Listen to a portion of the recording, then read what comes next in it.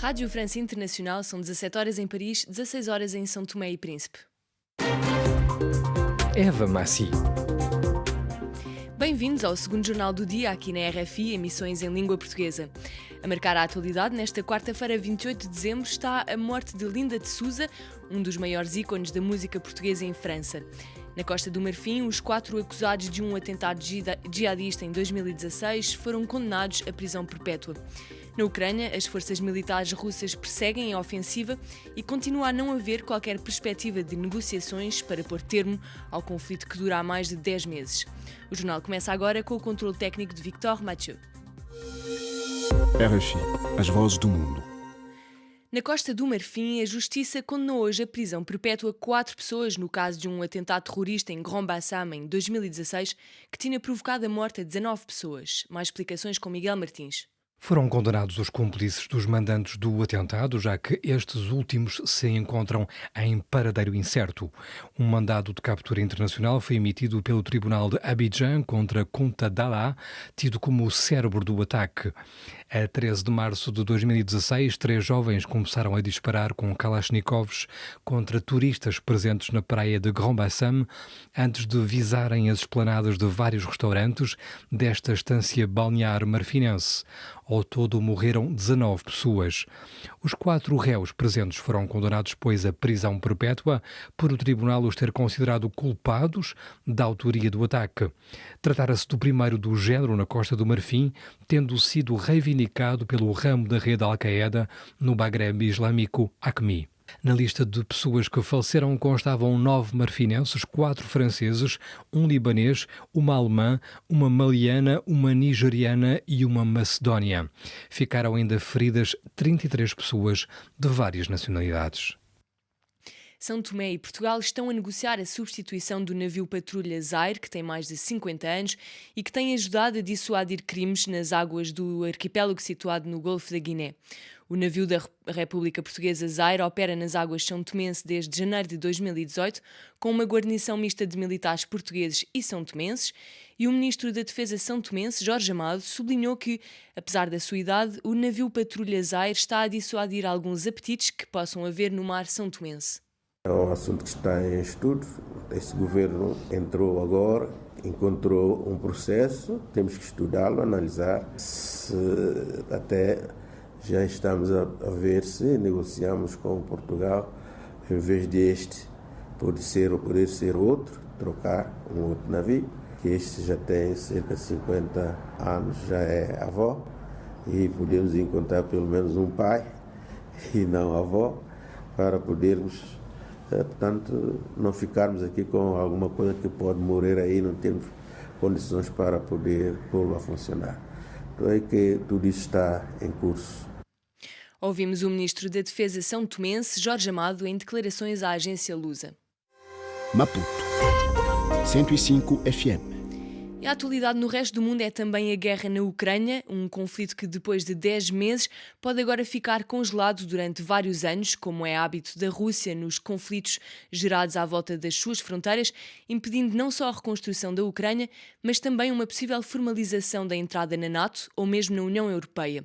É o que explica Marcos Farias Ferreira, professor de Relações Internacionais do Instituto Superior de Ciências Sociais e Políticas de Lisboa. A guerra não tem uma resolução militar e que se vai salvar certamente e já estamos a ver neste momento, nesta fase, por um congelamento do conflito. Aliás, esta é uma situação que a Rússia conhece bem, porque foi promovendo e foi se envolvendo em conflitos que entretanto congelou na Transnistria, no Nagorno-Karabakh, na Ossétia do Sul.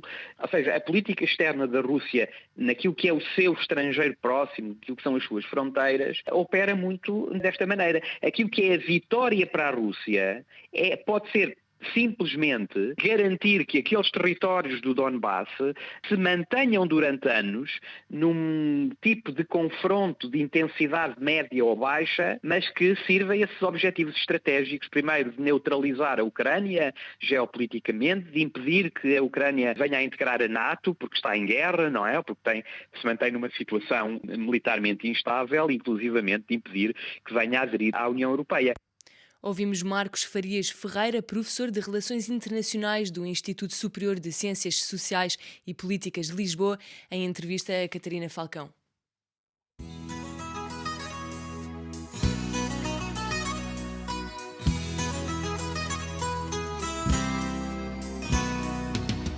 Duas molas de cartão numa terra de França.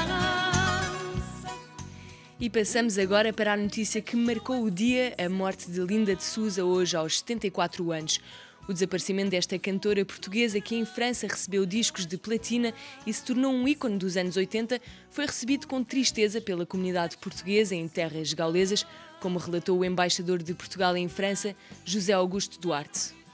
Desde os fins dos anos 70 foi um pouco o início da carreira dela. Havia um bocadinho menos de 1 milhão de portugueses em França. Havia cantores espanhóis, havia cantores de origem italiana, mas não havia cantores de origem portuguesa. E então ela foi mais o rosto visível da imigração portuguesa em França e da imigração feminina em França. E acho que o seu papel foi mais importante nessa visão dos portugueses em França que perante Portugal.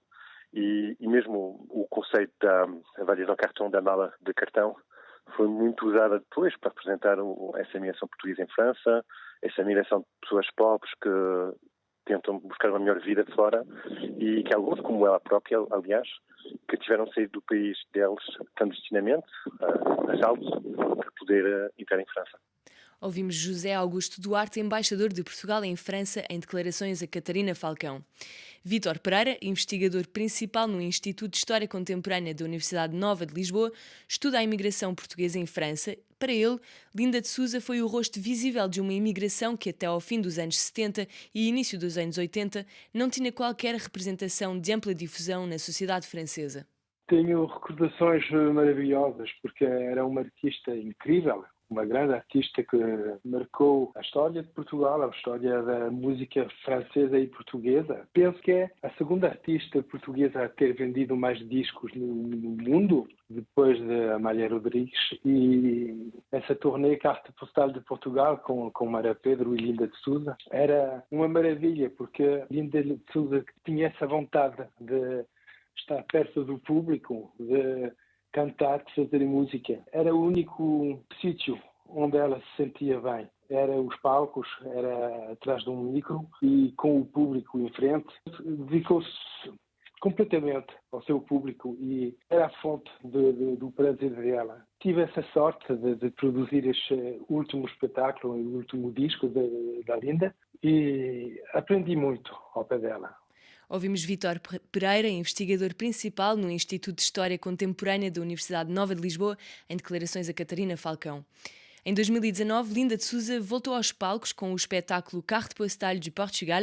Este espetáculo foi escrito, produzido e interpretado por Pedro Alves, um cantor francês de origem portuguesa, que lembra aos microfones da RFI a entrega de Linda de Souza ao seu público. Foi com uma enorme consternação que eu recebi a notícia da morte da Linda de Souza. Eu sabia já que ela estava internada, estava com alguns problemas sérios de saúde, mas não sabia que estava, enfim, não podia antecipar que viria a falecer. É certamente uma enorme tristeza para a comunidade portuguesa. A Linda de Souza significou bastante para a comunidade portuguesa nos anos 80. Era uma figura que ascendeu, que se tornou pública, que divulgou e que congregou a comunidade portuguesa, que deu expressão a todos nós neste país. E, portanto, por tudo isso é sempre um motivo de enorme tristeza para todos nós e que é por isso que ficamos todos, de alguma forma, de luto enquanto comunidade portuguesa e estaremos certamente todos solidários com os amigos e com a família de Linda de Souza. Ouvimos Pedro Alves, cantor francês de origem portuguesa, em declarações a Catarina Falcão.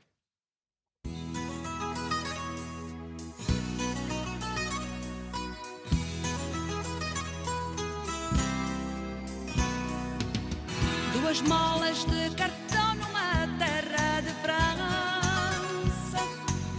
Um português deixou assim seu Portugal. E terminamos assim o segundo Jornal do Dia. A informação continua aqui na RFI. Fique connosco. Já a seguir teremos uma retrospectiva sobre a atualidade do mundo. Seu Portugal. Aqui, à noite, junto aos seus amigos.